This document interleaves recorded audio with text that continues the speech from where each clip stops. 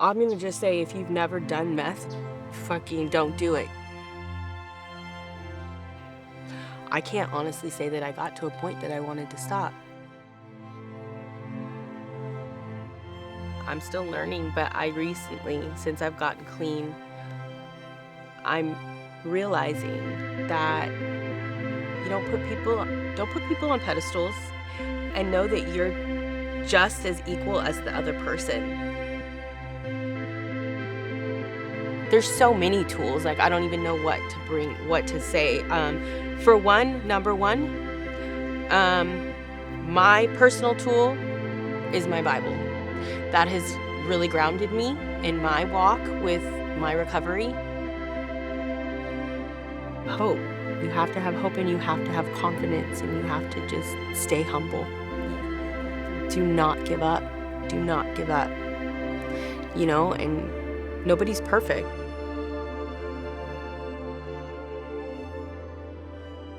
Oh, the Berlin Wall.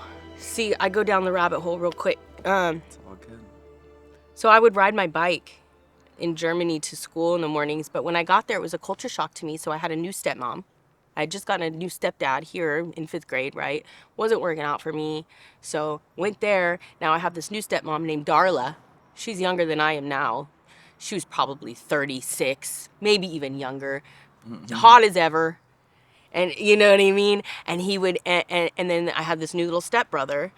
And it was like a culture shock for me in 6th grade doing that. You know, I was really just like unsure of myself and really just scared.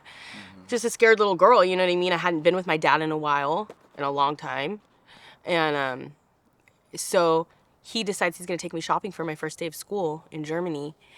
And gets me these like snakeskin like pumps, like heels. And I remember wearing like a pencil skirt and like a white collared shirt, and like I looked like a freaking teacher, right? And he's like, "You look great, babe. Like you look so good." In 6th grade, right? So I go to school for my first day, and I remember getting made fun of so bad. All the kids were like, "What are you, our substitute teacher?" And I was so terrified, and like And that's what he chose. That's what he dressed you in? Yeah, but I thought I looked great. Like I was like, yeah, with I look reassurance and yeah, like I look so good. Like, Like I yeah, look yeah. freaking great. Like I'm in 6th grade. I look so good right now. You know what I mean? And it was like, yeah, that like tore me up because it was like the first day of school in Germany, and it was an indoor school. So like my heels would like make noise, you know what I mean? Like it was like, I don't know. Yeah, I got made fun of big time. Yeah. But anyway, so I kind of got adjusted. I would ride my bike. There was a piece of the Berlin Wall on base there in Germany, in Frankfurt. And it was like all gated, like, or not gate, the bars, it had like bars around it, right? And then there was a wall you could sit on right next to it. But I remember it had like red graffiti all over it.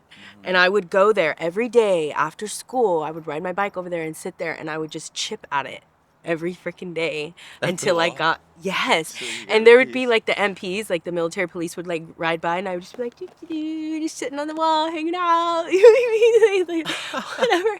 And I finally got like a big chunk of it off, and I took it home. How big? Probably about like, I don't know, like about of a silver about dollar like or that something? big, but Yeah, it was it was a good chunk. Yeah. You know what I mean? Yeah. I had been chipping at for a while, and I remember it had like red graffiti on it and stuff. Yeah. Yeah, and I remember taking it home, and I don't know what happened to it. I don't know if I know I don't have it anymore after all the wreckage I've caused in my life. I'm not sure what happened to it. He may have kept it, but yeah, I have some really cool memories there. That's right. Yeah, and just being on the Autobahn, like. And then he graduated from the slug bugs that he used to drive all the time there to a Ford Escort. He had a midnight blue Ford Escort that he was super proud of, and he had like a black leather bra on the front of it, you know, with like the spoiler in the back. And like we would cruise around listening to Paula Abdul. Straight up now, tell me, do you really want to love me forever? Oh, That's a jam. Am I caught in a hit and run? And my dad, like, he thought he was so rad. Like, we would just be cruising down, like, through the tunnels, like, just blasting that, right? And there'd be, like, It was just fun. I loved Germany. It was beautiful there. Beautiful. So Yeah. when did you come back to the States? Oh, so I made it about a year there with him. And then At 11 years old. At 11 years old, that was the last time I was there when I was 11. I did 6th grade there. And then my brother, he followed along like 6 months after I was there, like halfway through the school year, and he came, and it did not work out. Like my he's kind of a little bit of a sissy lala and a mama's boy. So it was really, he's military, you know what I mean? So it was a little bit harder on him. But so then we ended up coming back like later that year after the school year. We flew back together, and back to Ojai we go with my mom. And I remember my dad I wish so much that I would have just stayed put, because I really know that like my life would have taken a completely different turn if I wouldn't have come back to my mom. But that's where I was comfortable. My dad was a hard ass, you know? But at the time, it was probably hard to realize that. Do you think looking back in hindsight, it could have been different, but at the time, hard Right. to realize maybe. Right. I know that I would have definitely gone into the military. I mean, I was what? A little girl at 6 years old. I already was convinced that I had like the big platoon of dudes, like the groups of guys on base that are like marching around. I was convinced that I had them saluting me at 6 years old. I would be walking through base with my brother, and my dad would be behind me, and I'd be like, "Watch, Aaron, I can make them stop and salute me." He's like, "No, you can't." I'm like, "Yes, I can. Watch." And sure enough, they'd be like, huh, huh, huh, huh, you know, doing their little thing with their batons or whatever they're doing. And they would stop, and I would be like, "Yep, what's up?" And they would all stop and salute me. And I'd be like, "I told you." And he's like, whatever, rolls his eyes. But my dad is standing behind us the whole time. They're saluting my dad. But I was convinced, like I thought for sure that I would be in the military, and I would have ended up a completely different person. But I'm super grateful to be who I am now. You know what I mean? I wouldn't have learned. Changed anything? I mean, so when you came back to Ojai, how was your life from there? So when I came back to Ojai, it went from like discipline, you know, like the military discipline, and just like just being with my dad, you know, for that year even. And then coming back to my mom, which is, you know, a new step. So my mom, she ended up putting me and my brother with my grandma and grandpa in Ojai, and she didn't live with us. She got her own place at the country club, or Ojai Valley Inn, and told us that no kids were allowed there. And so we never were able to really go to her house. And she had a job, and she kind of did her own thing, and kind of like put us on grandma and grandpa to take care of us. And my grandma and grandpa were like super into church and stuff, so we used to go to church with them, and she would wake us up, make us like these amazing breakfasts in the morning, listen to the fruits of the spirit, you know, on the way to school, and pray and do the whole 9 yards, you know what I mean? So it was, and I was very closed off. I think I had a lot of hurt and a lot of resentment towards my mom, and maybe my dad too. My dad just like, if my dad's more like, you know, not out of sight, out of mind. Like, he's gotten better now that I'm older now, but back then it was like really hard to. I kind of lost my relationship with my dad. You know what I mean? It was just very like on the surface. Like if he was there, and he loved me, but my mom is also like, she worked really hard, but like she wasn't around a lot of the time. So I was with my grandma and grandpa, and I was kind of a loner. Like I didn't really I had a lot of anxiety growing up, and I didn't really have a whole lot of friends. I wasn't like one of the kids that played out in the street, you know, like with all the neighborhood kids. I was scared. I had a lot of fear in me as a little girl. And I remember I would always just go upstairs in my room, and I would sit there, and I would do my coloring books, and I would hang out with my big fat putty cat that I had. And yeah. So and my brother was a good kid. He was sponsored skateboarding for a while. And then once I hit high school, I I was a good girl, like a church girl, and kind of pretty dorky, you know what I mean? Like up until about sophomore year. And then I started like bouncing from group to group. Like I was friends with every group in high school. You know what I mean? I wasn't one to just like stay cliquey. And I discovered that one of the friends in like the party group, you're like, come with us, it's gonna be fine, it'll be fine, you know what I mean? And once I discovered that, it was on and cracking.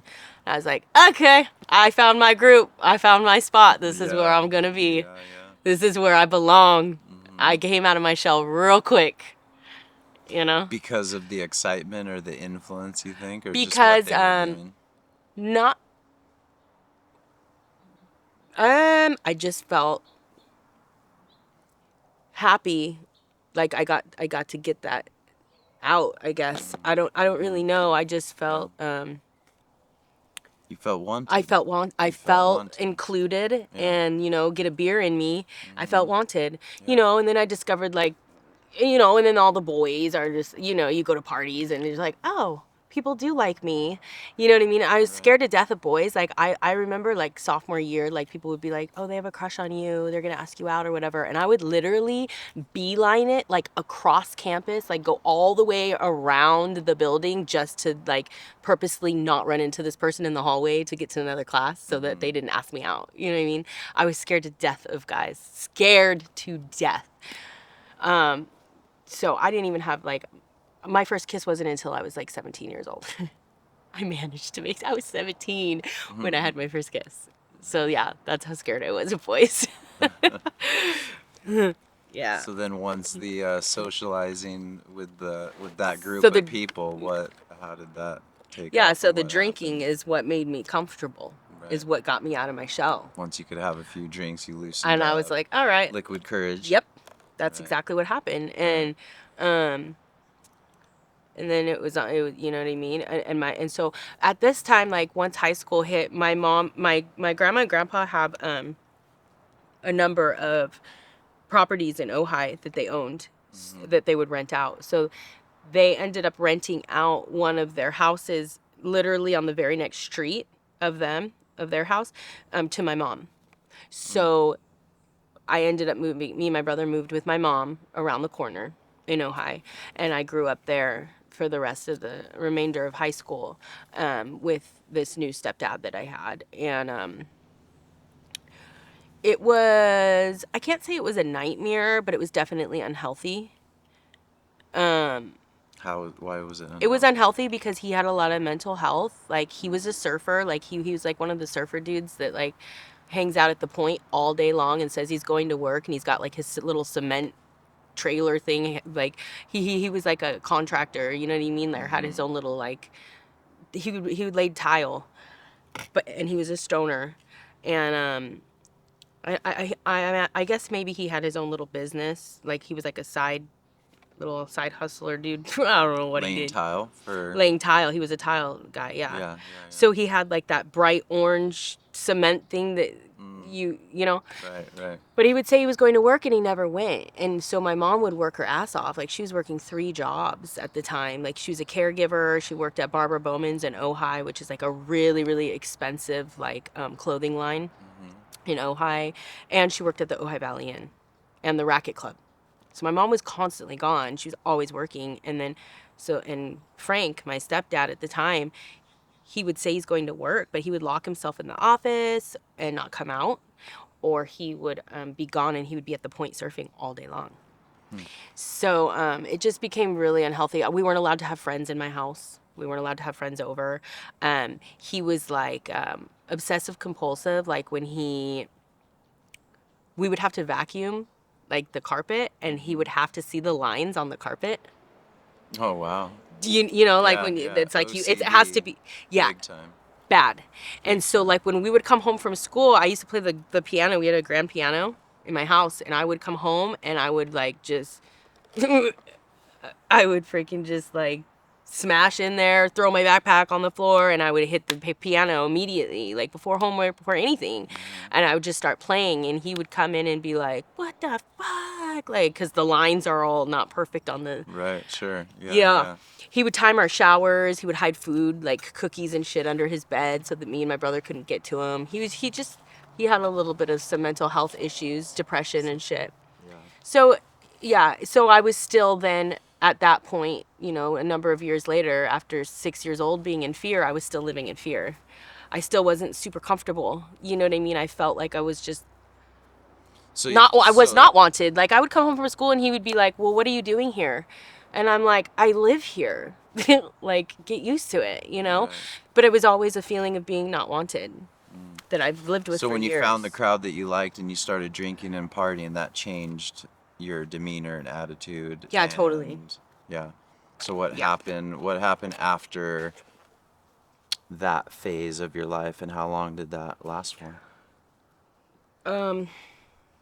So that phase of my life, since my mom wasn't there a lot and I hated being home, I ended up being one of the girls. I was just a party girl, so I would stay at like my friends' houses all the time. In high school you have those friends that just like they'll allow your friends to be there, basically live there, stay there, go to school together. So I just kind of was adopted into other people's families. You know what I mean? You were able to be a chameleon. I'm still kind of a chameleon in a way. Yeah.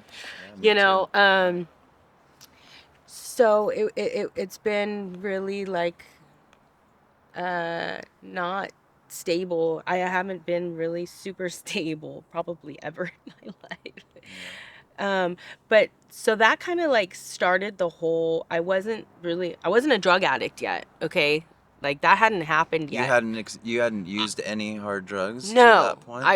I smoked weed, and Sure. I was young and I would drink, right?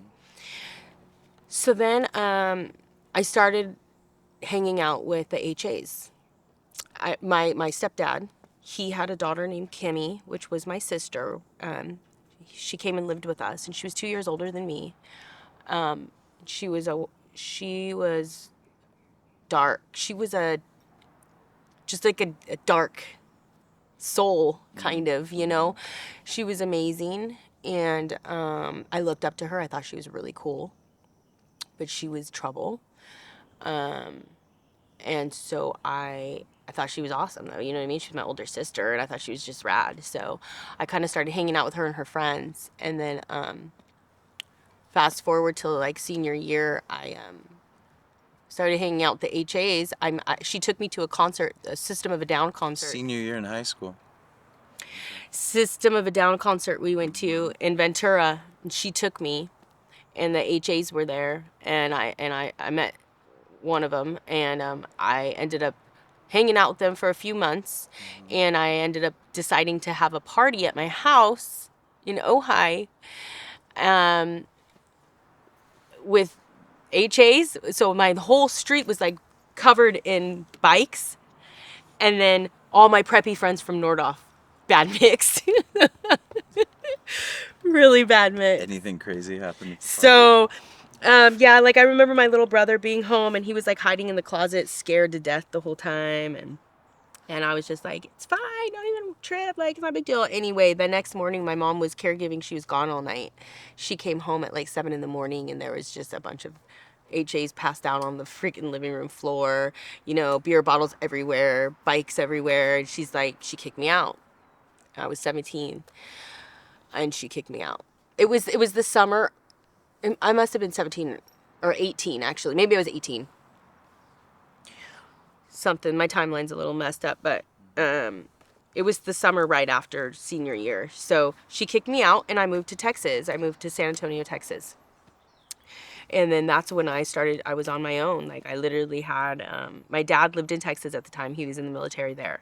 So that's where I went. And I got my own place, my own condo, and I just started working my ass off. I wasn't doing drugs, I hadn't really discovered the whole drug thing yet. I maybe did a little bit of coke, like when I was partying, but, I was still solid then. I got a job at Chili's. I got a job at this place called Crumpets, and I didn't have any friends. I bought myself a little Honda CRV, red little like butt car, like the hatchback ones. Yeah. It had no air conditioning. It was hot as hell in Texas, and I'd be like going to work like just drenched in sweat. Like, this is crazy. How long did you stay in San Antonio? So I was in San Antonio for 2 years. I ended up getting a job. So the Wild and Crazy starts coming out pretty much like about this time because I was alone. I didn't really have any supervision and I knew nobody. So I got a job. I worked bartending at Chili's with this chick. I can't remember what her name is, but she's like, I want to go over to the Palace Men's Club and see if we can get jobs there as cocktail waitresses. They'll hire us and we'll make way more money. And I was like, I'm not going to be a stripper. And she was like, no, we don't have to strip. Like, we don't have to take our clothes off. Like, we're just serving drinks. Like, it's not even a big deal. And there's a restaurant there. You know what I mean? So, like, we could serve. And I was like, all right, I'll go with you. So I went with her one day after our shift at Chili's. And they loved us and hired us right there on the spot. And so I worked there for pretty much almost the whole remainder of the time that I was in Texas.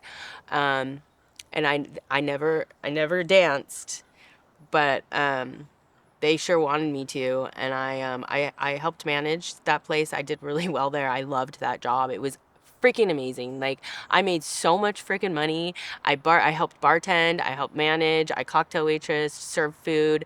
Might as well have been like walking around naked. Like, they had you wearing like a bra and then G-string with fishnet stockings and then like one of those tiny little jackets, like the tuxedo jackets that literally button right here.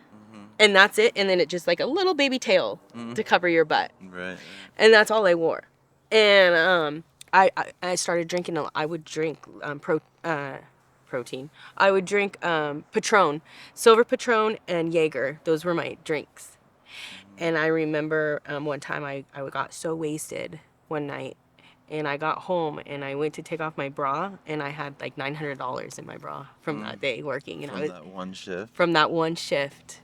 The rest is, I mean, I have so many stories. I could take up all day telling you stories, crazy stories that had happened, but... So let me ask you, when do you feel like there was a certain point in your life when the partying got out of control, or was it just... Yeah, so I'll just tell you, like, when I realized that I was in trouble was the drinking. Like, no red flags went off that you're like driving home late at night, like, you know, going over lanes and freaking barely making it home. No red flags. Like, I thought I was fine, you know, I was just young, having fun partying. But I was doing cocaine. You know, the managers there would like call, the DJ would be like, Chelsea, you're wanted in the office. And I'd go back there and there'd be like a big fat rail just like laid out for me to do, you know. No red flags. I thought I had it under control. I was good. Like, it's just what you do in that scene, you know what I mean? In that environment. And I fucking loved it. And I did it well. So this is my my meth moment. This is when I discovered meth, and I've been doing it for the rest of my life since just about a year and a half ago. So it was Halloween. We were having a costume party at the Gentlemen's Club, which, might I add, Tim Duncan and Sean Elliott were two of my regulars there. I was super close to them. Yeah, they were rad. But anyway, that was a little side thing. So we had a Halloween party, and I was Uma Thurman on Pulp Fiction. And I bet you pulled that off well. I did. I had a little black bob wig, with the white collared shirt, the black leggings, you know, the flats, when they're in that scene where it's like, it was a teenage wedding and the old folks wishing well. Yeah. So, and then it had like a syringe like right here, you know what I mean, stuck to the heart. Yeah, like the adrenaline. With the target. Yeah. So I went as her, and before I worked my shift that night, and I was gonna go after work, and so the normal bartender or the manager that was working, for whatever reason, I couldn't get Coke, and I wanted Coke really bad. And so the bartender that was working, his name was Sid, I remember. I was like, and I was the baby there. and I was from California, so they babied me. Like, they really took care of me. Like, they all loved me, you know what I mean? And I was like, Sid, I'm like, can you get me some Coke? And he's like, sorry, baby girl, we're out right now. We don't got any. He's all, I got something else for you, but if you haven't done it, I'm not gonna do that. I'm not doing that to you. And I'm like, well, what is it? You know what I mean? And he's like, he's all, if you haven't done it, I'm not fucking introducing that to you. And I was like, is it like Coke? He's like, no, shut me down. So I got to the party afterwards. It was at one of the girls' houses. Everybody's dressed up, and I go in the bathroom. I'm pretty wasted by this point because I didn't have Coke. So I go to the bathroom, and Sid, the bartender, his wife is in there, and she's got lines laid out on the bathroom counter. And I was already drunk. I didn't even really think about it. Maybe in the back of my head I kind of did, but I don't even remember. I just know that I remember she gave me a line, and I did a line thinking maybe it was Coke, right? Similar. Yeah. I mean, whatever. I was kind of, drunk. sort I of, didn't you care. wouldn't- I was yeah. just like, get me fucking high. Sure.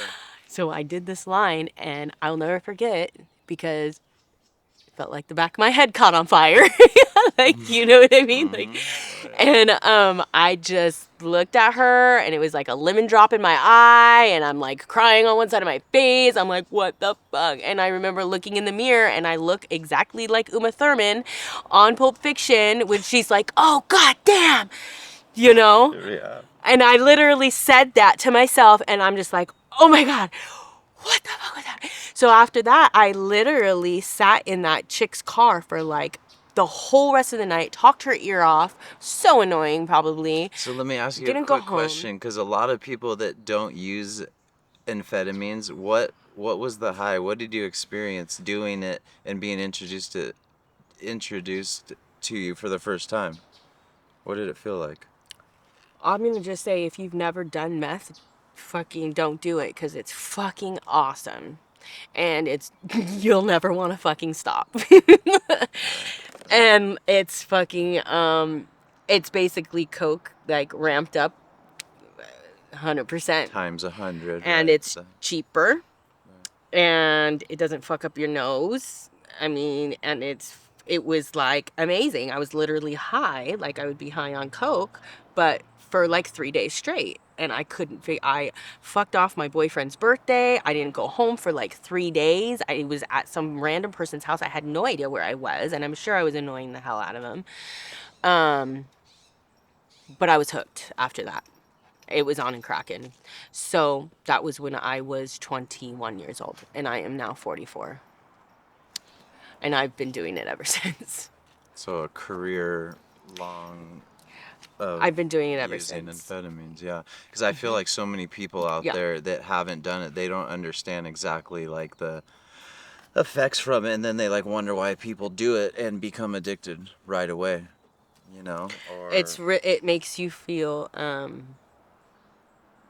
all the things that you're supposed to feel on your own, just with your own spirit and your soul, and just like diving into meditation, and in my case the Lord, you know, pressing into God, and just your spirituality. Like, those are the feelings that you should have anyway, and the empowerment that you're supposed to get just from life in general. It gives you that any confidence that you don't have. You can, you know, you have energy, you get your confidence back, you feel beautiful. You may look like a train wreck, but it makes you feel beautiful. People that have weight issues makes you lose weight. I mean, you feel like you're a better mom, you're a better da da da da da da. The list goes on until you realize, oh shit, I have a problem. I never wanted to stop. I didn't really have a reason in my mind to stop. I was living the life, and I was living it well, and I was making good money. so what got you to the point to want to stop? Honestly, I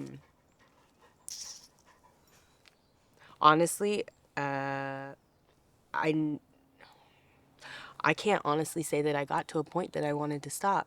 So to this day, you still want to, do you feel like No, you I still, don't now. My daughter's dad passed away. He overdosed on fentanyl in a sober living 2 years ago. And I was still running amok here in Ojai. I had a really beautiful 3-bedroom house with a pool. I had truck, Mercedes, bike. I was All the living it. things I was living anybody it, could ever but I was want. Sure. functioning, right? Sure. And my daughter, I raised her in Tucson. When her dad died, she's the only next of kin, so she came out here to be with me, and I was on probation. When this happened 2 years ago, I'm still on probation right now, because I had some really unfortunate things happen to me. I trusted the wrong people, but that's a different. I'll go down a rabbit hole if I go that way. So I started drinking. I took up drink. Besides me in my 20s and like the whole partying scene, like that was like a normal thing. That's what people do in their 20s, right? Is like drink and go Right. out and party. So I didn't really think of it as that. Like once I discovered meth, I stopped drinking. Like the party scene was over. Like So since I've been put on probation, I had to quit on my own. I had to be clean so that I could test clean, right? Right. To not violate. I And didn't know sure. about NA. I had my set friends, my life, my house. So I would sit at home depressed and try not to use until I managed to be able to figure out how to use the days that I could and then stop and then just sleep for 3 days so that I could go to probation on my appointment and test clean. And then I would start using again for what, 2 days of the week? Like, was it really worth it? Fuck yeah, it was worth it for me. That's how much I loved it. Like, that's how much I loved feeling just okay. I was all right. Mm-hmm. Um, So after Ryan died, my daughter came. So I was really trying hard to stay clean. You know what I mean? I did not want to go to jail. So I had neighbors and just typical freaking douchebags that say they're your friends, older men that I've always clung to, like that would take care of me or come do my maintenance at my house or whatever the case is. And they started feeding me alcohol, and I started drinking a handle a day of whiskey, honey whiskey, Jack Daniels, and so that's kind of what got me through. But as soon as I started drinking and I stopped using, I my mental health went down rapidly. Like it I got really really bad. Like I was grieving really bad. I had my daughter with me. I just wanted to die, and I wanted to die. Like I wanted to be in heaven with him, and I didn't want to be here anymore. And the alcohol had a big part of that, I think, because I've never felt that doom before until I got clean and started drinking. So I ended up using. I fucked up and I used, and I ended up testing dirty for probation while my daughter was here, and they violated me, and I went to jail, and I got bailed out. That it was like on a Friday or something. I got bailed out real quick. My ex bailed me out, and I had literally a weekend to get into a sober living. I was like, I need to get into sober living immediately so that I can go to court on Monday with a letter, so that I don't go to jail and leave my daughter in my house alone. You know what I mean? And after Ryan's just dying, we're grief. It was a shitty situation. So I got myself in a sober living. Um, and I put myself there that weekend. They got me in immediately, and I went to court that next coming Monday with a letter stating that I put myself there because I wasn't mandated to be there. So I was like, I'm just gonna do it real quick, like 3 months here, real quick. So the courts get off me, you know what I mean? My probation officer sees that I'm trying, because they had a lot of leniency with me. They knew that. Oh, also my best friend died 3 months before Ryan died. So I lost my sister, my best friend, and my sister I was talking about earlier. She also died overdosed. So I lost my sister, I lost my best friend, and then Ryan, and within 3 months, and it took me out. So I've been in sober living now for almost 16 months, 15 months. And I would have never planned on staying here this long, but I'm still learning to know who I am sober, and I'm finally starting to feel better about myself. And it's hard. It's really hard, but I think it's about time that I do something rewarding, for my life. It's that that life is over. Like, I'm 44 years old. I have a 20-year-old, and she looks up to me. I'm the only parent she has now, and I can't be living like that anymore. There's more to life, and I didn't ever know. I never saw it. I never got that side because I was always loaded. Right. I never knew there was actually cool people that like want to make their lives better, or that you could actually live with like-minded people that want the same thing. That can have fun That being that are clean. rad. They're Yeah. like rad people, and they're badass. You know what I mean? Yeah. Badasses, and I want to be a badass. So I'm just strive every day to just continue to keep doing what I'm doing. So presently today you have a graduation coming up soon. So since I've been clean, I've stacked certificates. I went to Cal Lutheran University. Through my probation, they gave me a opportunity to be a community student, which it was free through probation paid for it, and I did criminal justice and sociology courses through the university, and And is that something that you talked to probation about? Because I no, didn't know that probation brought it probation on. They saw the light in me. They knew that sure I could the do it, but it's potential the that you potential, carry. right? Yeah, So he said, I really want you to do this. It's a rare opportunity. yeah. I've never heard of that before. And they picked 10 community students to join these courses. They picked the courses, of course, criminal justice and sociology. And you have to you have to be interviewed. And so they picked me. I did an interview and application and all that. And at the end of the course, towards graduation, there was only 4 of us that lasted, that made it. But it was really cool. I did, and I have a lot of domestic violence in my history. So I spoke about domestic violence. I did a big speech at the university with like the dean of the school, some judges, a lot of the sheriff's department, head of probation was there, and it was really cool because I did like a total 180, 360. What is it? 180. 180. Yeah, you're right. Because when they called me up to get my certificate, the head of probation, he's the one that shook my hand and handed me the certificate. I took a picture with him, and he searched my house before. So they all knew who I was. Like, you know, they were super proud. So it's a good feeling, like, to just, like, come out on the other side. You know what I mean? And them have my back now.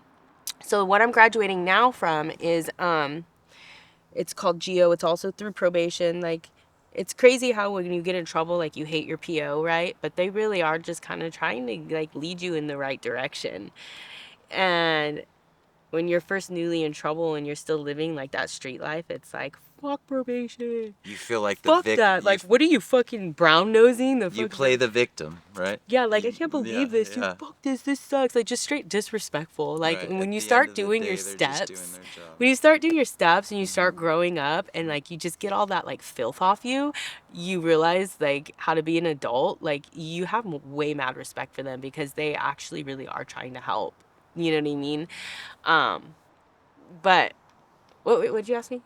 So, let me ask you, what is the biggest lesson? Because I feel like it's super important for adolescents to learn and listen to a message. What is the biggest lesson you've learned overall going through traumatic experiences, through the drug phase, through the amphetamine phase? What's the biggest life lesson that you've learned from experiencing and walking through ups and downs? So, the biggest life lesson, I'm just gonna be honest, I'm still learning, but I recently, since I've gotten clean, I'm realizing that you don't put people on pedestals, and know that you're just as equal as the other person. Like, nobody's better than you. Do you know what I mean? And you have to give 0 fucks about what everybody else cares, and just to be your authentic self, because that's when you're gonna shine the most. Like, I just had a little fallback right not too long ago. I I had a little slip up, and I was clean for almost 15 months, and I got in my head because I put people on pedestals, and I got resentful, and you have to really be in touch with how you're feeling, and you have to have the tools. You have to know the tools that are going to get you out of situations with your behavior and how you're feeling. You have to put your feelings aside.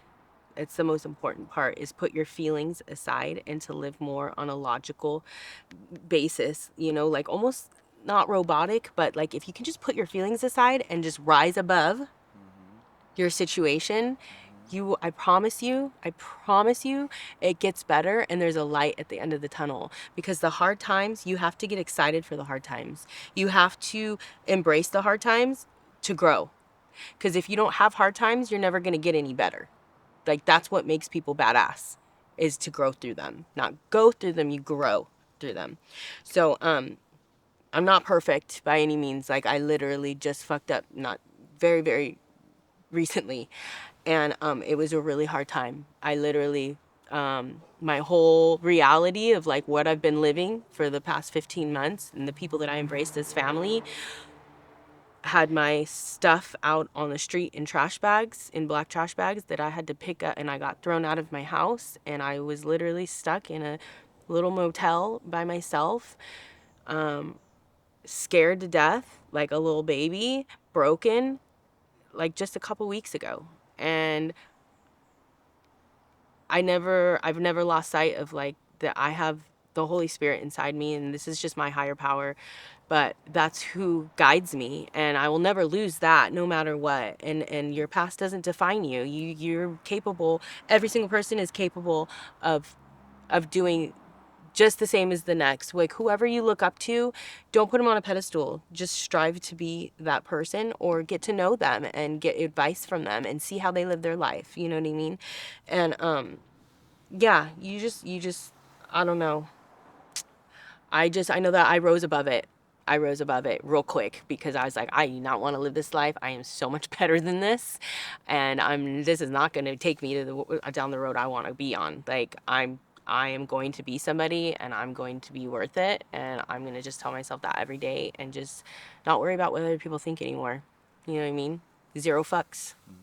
It's super important. Yeah. All right. Do you mind talking Chelsea. more about the tools that you're using? The tools. So I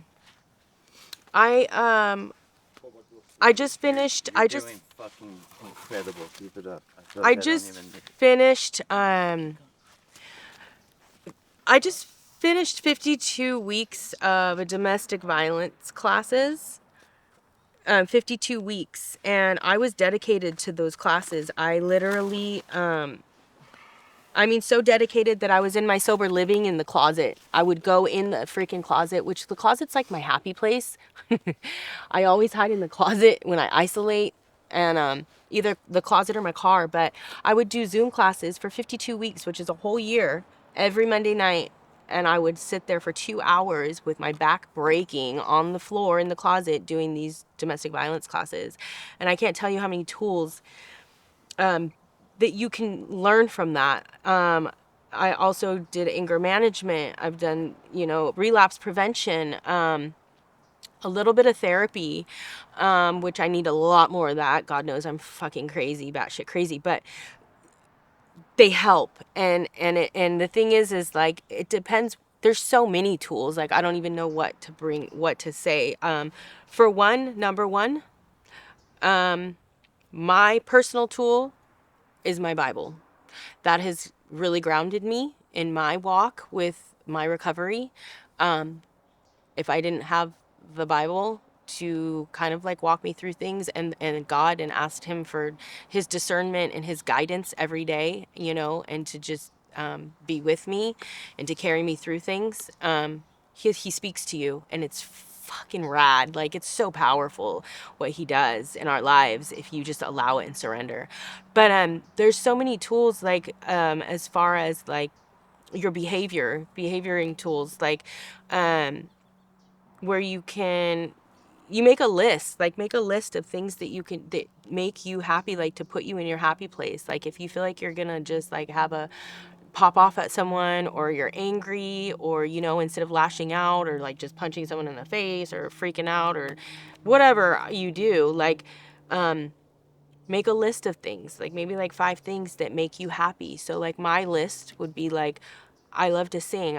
I used to be a worship leader at my church. So I'll put my earbuds in and I'll go walk. Like I'll just go fucking walk. If I'm fucking angry, um, I'll run. You know what I mean? I'll go for a run and I'll listen. I used to listen, like when I first started in recovery, I've gotten kind of like really soft and like kind of a sissy lala now. I'm really kind of weak kind of right now because of it, but it's part of the growth, you know? But in the beginning, I was still kind of like that hard badass. So I was listening to like man-hating rap, and I would literally put my earbuds on and just get it, you know what I mean? And that would make me feel better, you know what I mean? It's just whatever makes you feel good. But you can do meditating, you know what I mean? You can do yoga. You could there's also other exercises you can do. Like there's something called a tapoment, I think is what it's called, where you like tap your shoulders like this and it calms you. There's breathing techniques that you can do.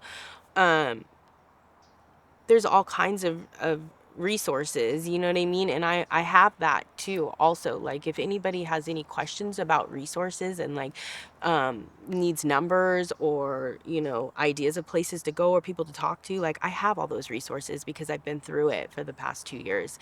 And I'm really solid with all of these people. So And you reach never, out. you're right, and you never gave up. You like you mentioned multiple times, you consistently are trying to thrive and grow as a person, right? Every day. Every day. Yeah. Every day. So if you have a hard day, what would 2 things be to help you get through the day? Like you mentioned, reaching out to God to guide you and give you the strength to get through the day.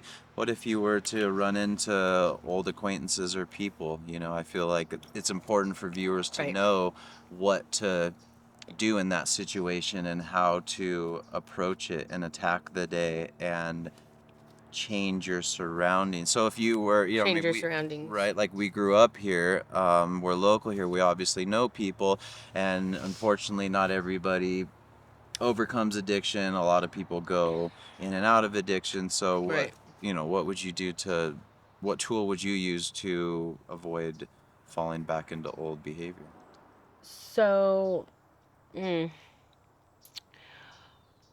um, well, first they say change people, places, and things, right? And it is hard, like you said, because we know everybody from this town. Sure. And you run into people if you're in a bad way that day and you run into somebody.